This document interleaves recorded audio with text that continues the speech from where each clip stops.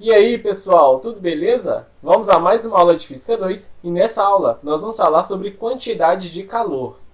Mas antes da gente começar essa aula, já deixe seu like nesse vídeo, se inscreva no canal Descobrindo o Universo se você ainda não for inscrito. No cantinho direito, na parte de baixo, você pode passar o seu mouse para se inscrever direto pelo vídeo. E dê uma badalada no sininho para o YouTube te avisar sempre que um vídeo novo for postado. Por que isso é importante? Porque eu tenho gerado, pessoal, muito conteúdo interessante para vocês. E se você não for inscrito e não tiver ativado o sininho, o YouTube não te avisa quando eu postar um vídeo novo e você perde essa oportunidade. Então já se inscreva no canal e ative o sininho. E compartilhe esse vídeo com seus amigos. Vamos à aula. Vamos então definir capacidade térmica. Vamos pegar então um objeto sólido, pode ser, por exemplo, um cilindro de alumínio. Daí eu coloco esse cilindro no bico de Bunsen e vou fornecer energia a esse cilindro. Daí essa energia que eu estou fornecendo para esse cilindro irá variar a temperatura desse cilindro. Daí nós temos uma variação de temperatura Δθ. Daí nós definimos a capacidade térmica como sendo a relação da quantidade de calor que ele recebe, ou cede, e a variação de temperatura do corpo. Daí nós temos que a capacidade térmica, C, é igual a Q sobre Δθ, onde C é a capacidade térmica, Q é a quantidade de calor que esse corpo recebe ou cede, e Δθ é a variação de temperatura desse corpo. Então, pessoal, se eu fornecer energia a um corpo, esse corpo terá uma certa variação de temperatura. Bom, vamos então definir a unidade de capacidade térmica. Capacidade térmica nós definimos como sendo quantidade de calor, que é energia, sobre a variação de temperatura. Então, a unidade de capacidade térmica será o seguinte: como que a quantidade de calor e a energia, a unidade de energia no sistema internacional é o Joule. Mas aqui, pessoal, por razões históricas, nós usamos mais caloria do que Joule. Daí, a unidade de quantidade de calor será caloria e a unidade de variação de temperatura é o grau Celsius. Daí, da equação nós temos que a unidade de capacidade térmica é igual a unidade de quantidade de calor sobre unidade de variação de temperatura. Substituindo as unidades, nós temos que a unidade de medida de capacidade térmica vai ser calorias por grau Celsius, ou Joule por Kelvin. Bom, pessoal, mas para cada corpo, se você fornecer uma quantidade de energia para ele, a variação de temperatura que esse corpo vai sofrer é diferente. Mesmo corpos sendo feitos de mesmas substâncias, mas se eles têm massas diferentes, eles terão variações de temperaturas diferentes. Eles necessitam de uma quantidade de energia diferente para fazer sua temperatura variar em 1 grau Celsius. Mas e se a gente quiser comparar corpos apenas da mesma substância, por exemplo? Eu quero saber quanto de energia eu tenho que fornecer a uma dada substância para que essa substância tenha uma variação de temperatura. Daí nós vemos calor específico. O calor específico é definido como sendo a capacidade térmica dividida pela massa. Por que capacidade térmica dividida pela massa? Porque você está pensando em 1 grama de uma dada substância.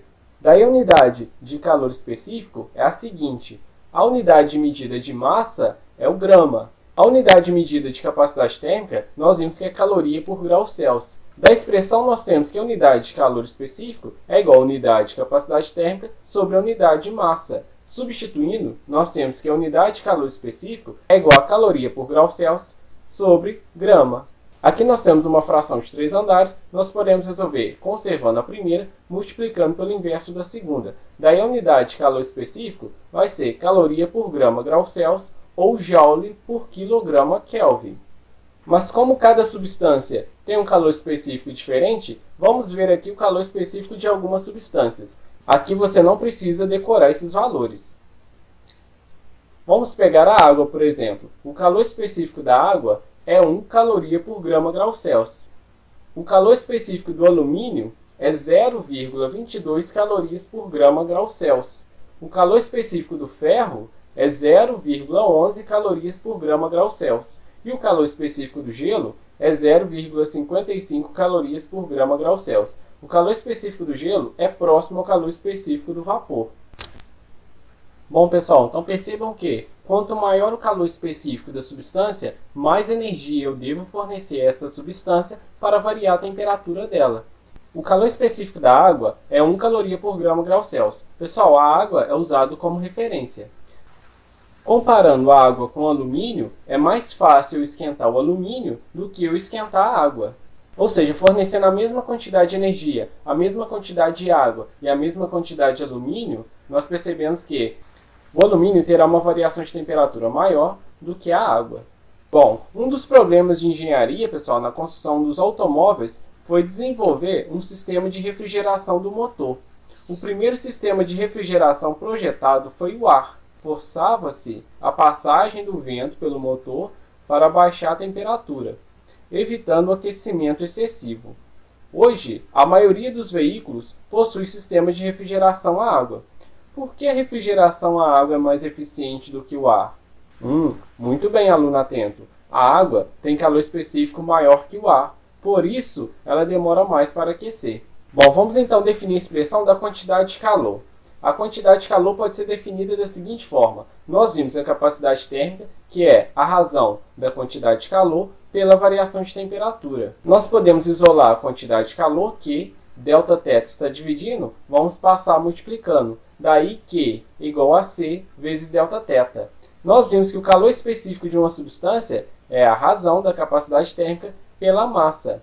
Passando a massa multiplicando, isolando a capacidade térmica, nós temos que Czão é igual a M vezes Czinho. Substituindo na expressão da quantidade de calor, nós temos que a quantidade de calor Q é igual a M vezes C vezes ΔT. Essa expressão é conhecida como Q-macete. Essa é a equação fundamental da calorimetria. Nós podemos abrir ΔT, daí a expressão fica Q igual a MC vezes ΔF menos ΔI, onde Q é a quantidade de calor, M é a massa da substância, Czinho é o calor específico da substância, ΔF é a temperatura final e ΔI é a temperatura inicial. Mas nós vimos que nós usamos como unidade de quantidade de calor a caloria. Nós podemos transformar essa unidade para joule. Através de experimentos, definiu-se que uma caloria é igual a 4,186 joules. Em alguns exercícios vocês podem usar 4,2 ou até mesmo 4 joules. Beleza?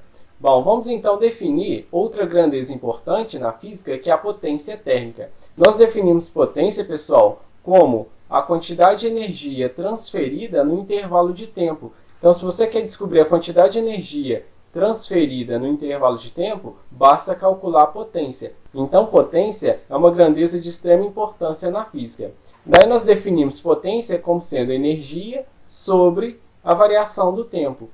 Por exemplo, potência elétrica é energia elétrica sobre o tempo. Potência sonora é a energia sonora sobre a variação do tempo. Como aqui nós estamos vendo quantidade de calor, daí a potência será a quantidade de calor sobre a variação do tempo. Então, potência é a quantidade de calor sobre a variação do tempo.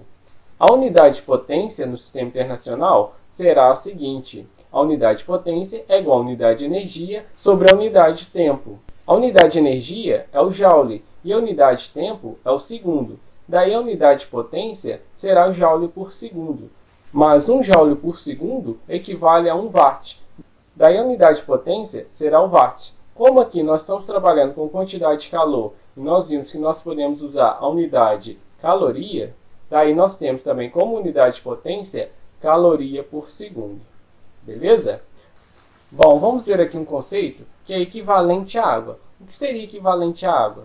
Nós temos a equação fundamental da calorimetria, que é a expressão Q-macete, Q igual a MC ΔT. Bom, vamos pensar numa substância qualquer que nós iremos fornecer uma quantidade de calor e essa substância terá uma variação de temperatura. Vamos pegar ΔT e passar dividindo. Daí nós temos Q sobre ΔT igual a M vezes C. Mas o calor por ΔT é a capacidade térmica. Então, se eu forneço uma certa energia para um corpo e esse corpo sofre uma certa variação de temperatura, quanto de água eu devo fornecer a mesma quantidade de calor para que a variação de temperatura seja a mesma.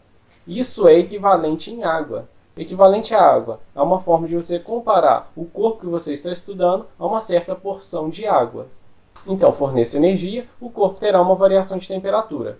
Comparando a capacidade térmica do corpo com a água, nós temos que a capacidade térmica do corpo é igual à capacidade térmica da água. Capacidade térmica, nós vimos que é massa vezes calor específico. Abrindo a expressão, nós temos que a capacidade térmica do corpo é igual a massa de água vezes o calor específico da água. Mas nós vimos que o calor específico da água é 1 caloria por grau Celsius. Daí nós temos que a capacidade térmica do corpo é numericamente igual à massa de água. Ou seja, qual é a porção de água eu devo usar para que, eu fornecendo a mesma quantidade de calor, a variação de temperatura será a mesma. Equivalente à água é isso. Bom, espero que você tenha entendido. Qualquer dúvida deixe aqui nos comentários. Compartilhe esse vídeo com seus amigos. Bons estudos e até a próxima aula. Valeu, pessoal!